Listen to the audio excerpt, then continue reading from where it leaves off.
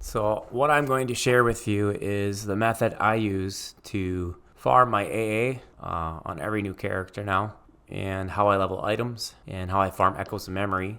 This isn't really that much of a secret spot, but I have a feeling just making this video probably is going to get nerfed.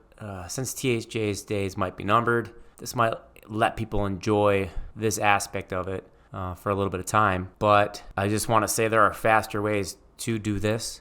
The method I show you is going to be about 50 AA per hour. You're going to kill just over 500 mobs. And usually on average, and this is like kind of random, but on average I get 1 to 2 echo memory per hour, usually at least 1. Sometimes I have like a good 24-hour period. You will also be able to level from a 0% blue enchanted item to a full legendary item. And I think it's like 69 minutes that you're going to see in this video. I think the actual timing is 64 minutes, but you'll see why that took a little bit longer when we get to that part. And just thinking in terms of like how THJ could become a solo game, there's weird things in the game like Echoes of Memory. If you actually had to farm those and couldn't buy them, you couldn't donate for them.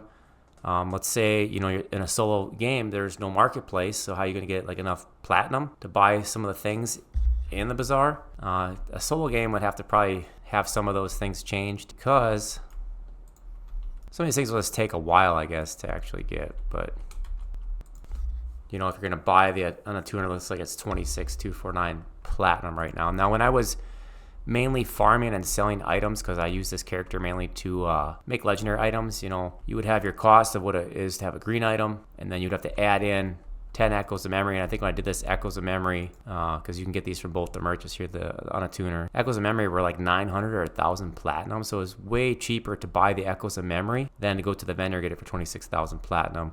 Haven't played in a while, so I don't know what Echoes of Memory are up to now, but I think this part of the system would have to change if they did go to a solo version, which a solo version of this game would be. Echoes of Memory is just hyper inflated right now, so it technically, if you got to pay 10 Echoes of Memory for a D-tuner, you wouldn't do it through Echoes of Memory anymore.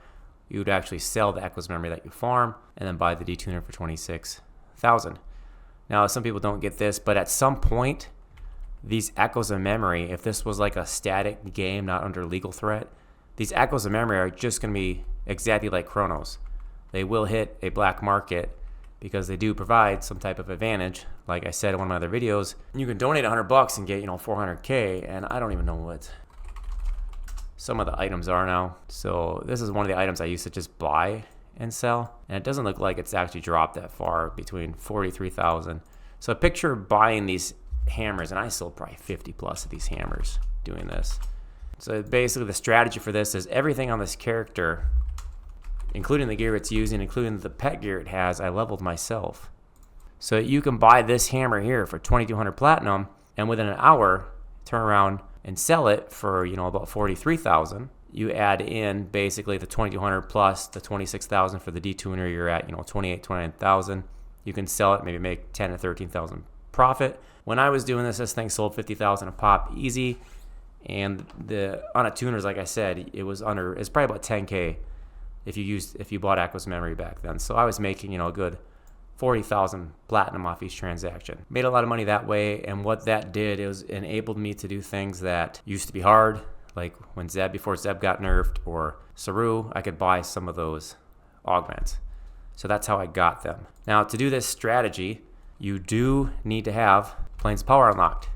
So first timers, it's easy, I guess, to have someone help you come and unlock it for your expansion. So you get Plains of Power unlocked. The second thing that you're going to really want is the Orb of Mastery, which is Mage, which means one of your classes has to be a Mage. That gives you the Mage pet. And for those that don't know, when you de-level to 45, which is what this guy has been, the Orb of Mastery, this thing here, I don't even know what these go for anymore, but the Orb of Mastery allows you to still cast your pet. And 150,000.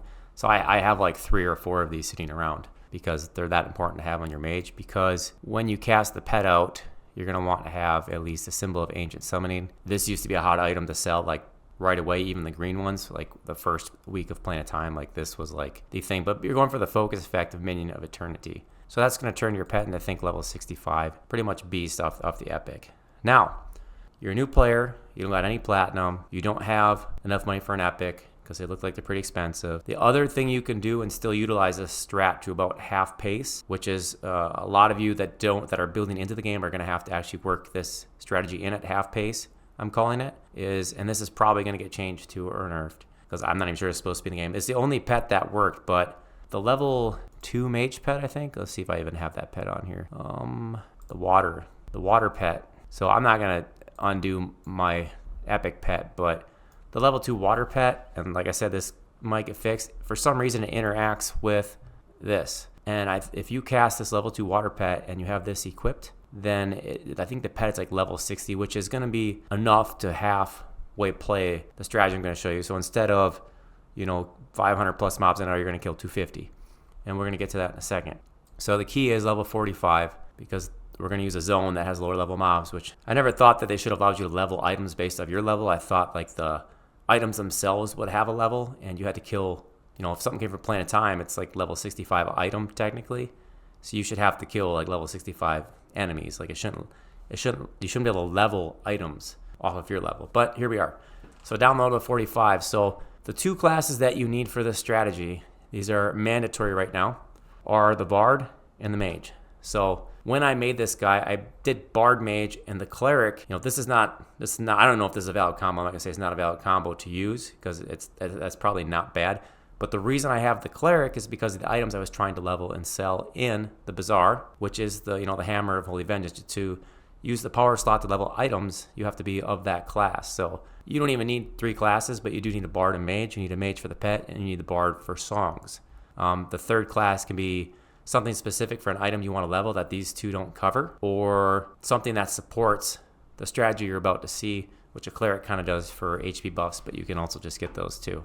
So a lot of you are not going to be surprised, and I have this character bound out here, the Zone Reviews is Planet Innovation. This was oh great, crashed.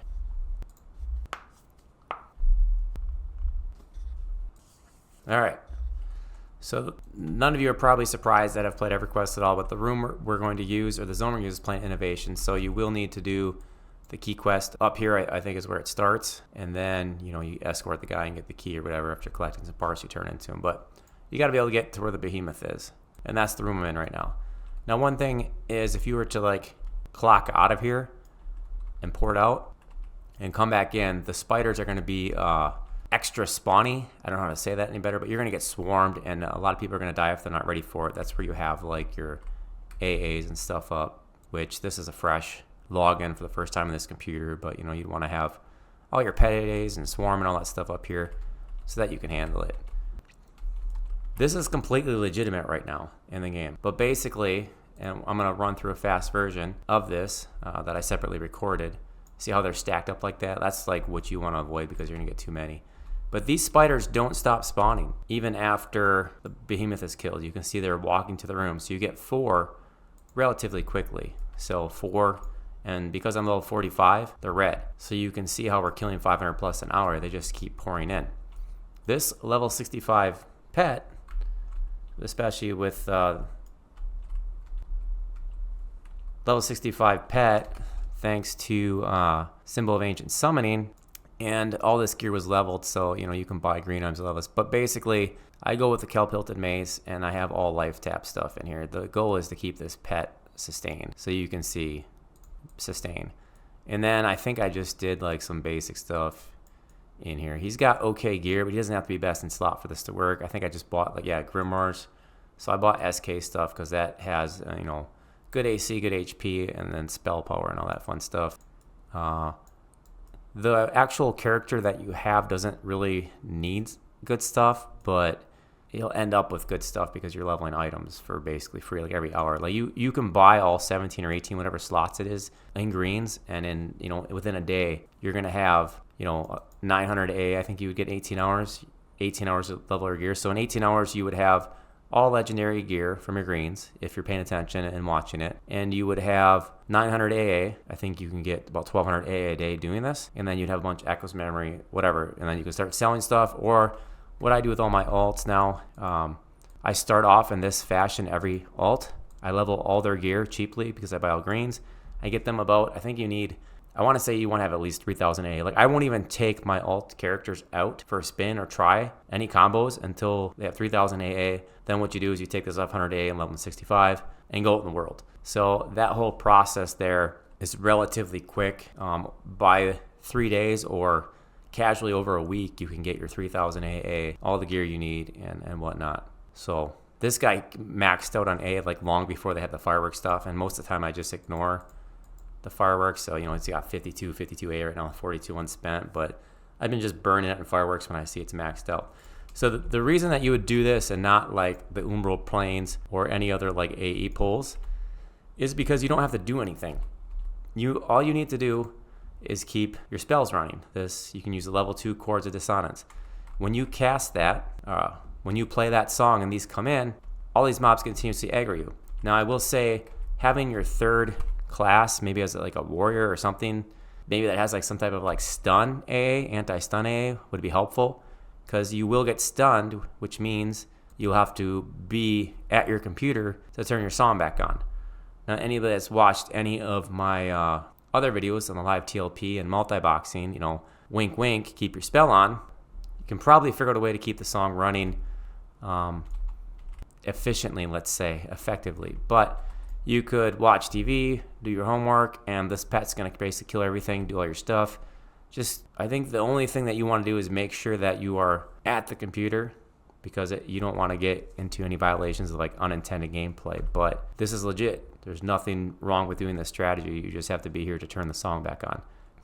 Doesn't take any effort, whatever, but I'm going to play a full run through. Fast forwarded, I did the /time, you can see. One of the things that was slow is that the behemoth spawns after 5 minutes of killing these ads. So that takes a little bit of kill speed away while you're fighting that. And yes, your pet can take that, especially with the gear this guy has. It's not really a problem. It could be somewhat difficult. You might have to actually pay attention if you're under geared or on the A or whatnot. But if you don't want to do this, all you simply do is just run out of the room. Say like, you're not geared or you're just leveling stuff, and you can catch 2 spawns, which is half speed, just one side, and then it doesn't matter if the behemoth spawns because you won't have to fight him. So that's that. I hope you enjoy this quickly run through video, and thankfully we're back making actual content for the game, and I hope that maybe you find this useful in your journeys.